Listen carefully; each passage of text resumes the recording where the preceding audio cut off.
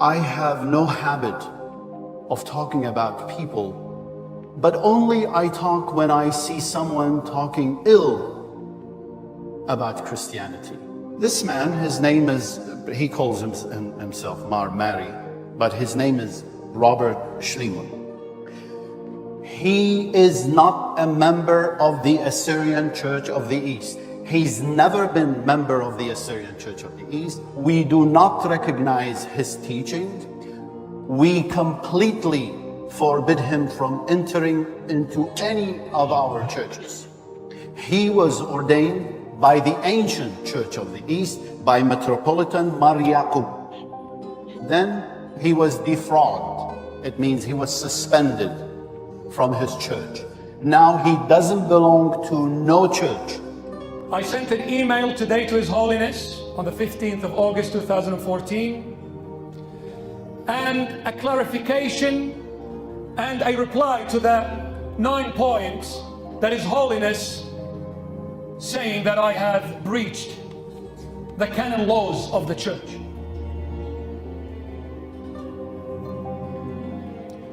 شنيطو قانون السنة هذه قاية تقيتها وتصنقزي مورلي سماعة التلفون مت علاقة إتلا مت يصرت له بقانون السنة هذه قاية تقيتها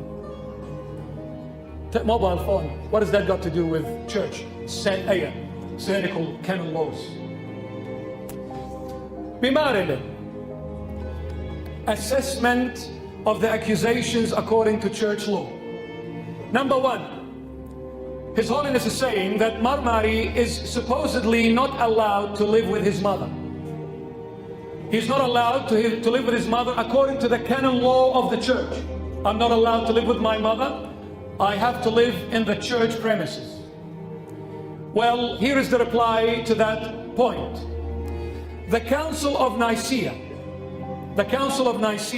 and the First Universal Council of the United Christian Church, convened by Emperor Constantine the Great in the year 325 AD, in the third rule of the council it is stated, the Great Council has forbidden generally any bishop or presbyter or deacon and anyone else among those in the clergy the privilege of having a housemaid unless she is either a mother or a sister or an aunt or a person above suspicion. Canon 3 of the First Universal Council of Nicaea. I can live with my mom because the Nicene canon law is universal for Catholic, Orthodox, all churches. All churches.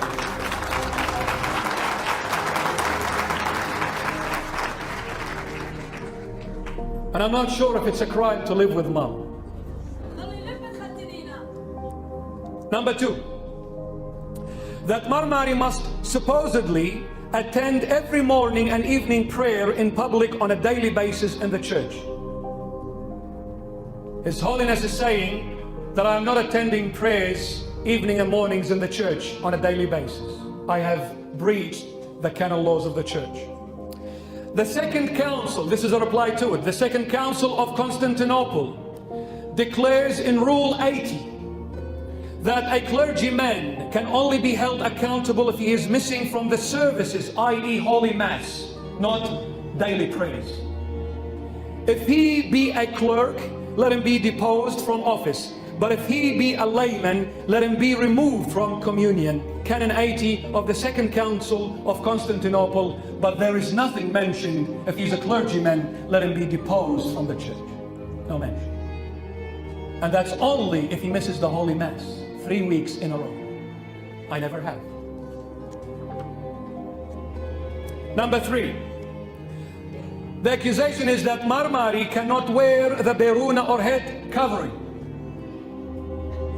The beruna, this is a reply, the beruna is a head covering, is a very important head covering, and it was also worn by the Assyrian holy monks of history like Saint Ephraim, Saint Ephraim the Great, Saint Isaac of Nineveh, and countless others of our beloved church. There is nothing odd or unacceptable about this, because it is the ancient practice of the universal church. Another allegation that Marmari is forbidden to use images of saints in his leaflets or in church. To clarify this point, my beloveds, Marmari is not the first clergyman to use images in leaflets or in church premises, as previously and until now has been seen the use of images and also statues. Let them take the statue of the Holy Mother from the Church of Mother Mary in Melbourne. And let them take all the pictures and icons of saints and crosses in the magazine that comes from Baghdad, Iraq itself, where the Patriarch resides, under the name of Ubqa, the horizon. Why is Marmari now all of a sudden a lawbreaker? Another accusation, that Marmari is forbidden to run a charity to help those in need.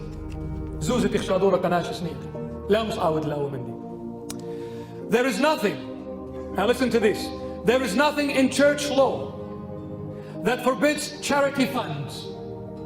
None whatsoever, because Jesus, he gave his life as a charity to win souls for eternal life.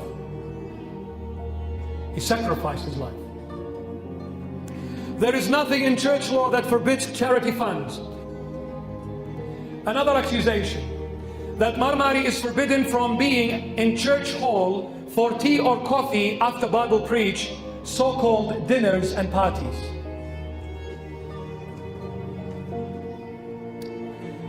There is nothing in church law. It is not a canon law. What has that got to do with having a coffee? There is nothing in church law to validate this accusation. In fact, servants of the word and of the table is biblical, my beloved. Refer to the book of Acts, chapter 6, verse 2. It's biblical, if anything.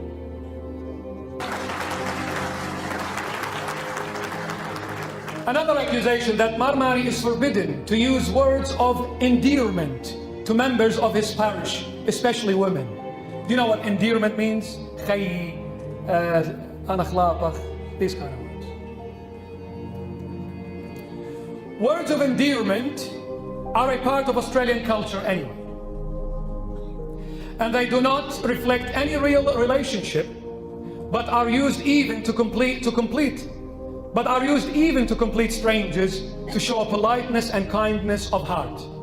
There is nothing wrong with calling people darling, sweetie, or any such other term. God calls us to be loving, honorable human beings, not to be cold-hearted, miserable wretches. يعني الملك هاي خي ودي ويلقونخا باب لما قبرات وينقبرونه هاي خي. Another accusation, that Marmari is forbidden to take his flock on tours to Jerusalem or to wave the Australian flag with them in the lanes of the holy city.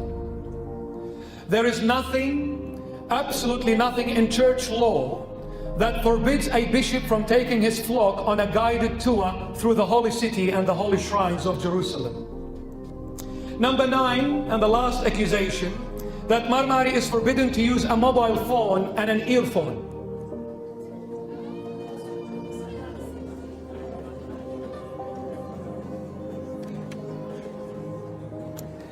There is nothing in the church law that forbids a bishop from using modern technology such as mobile phones or earphones in order to communicate with his flock or to fulfill his duties as a bishop. Also, as a health hazard, placing the mobile phone on one's ear can lead to health problems.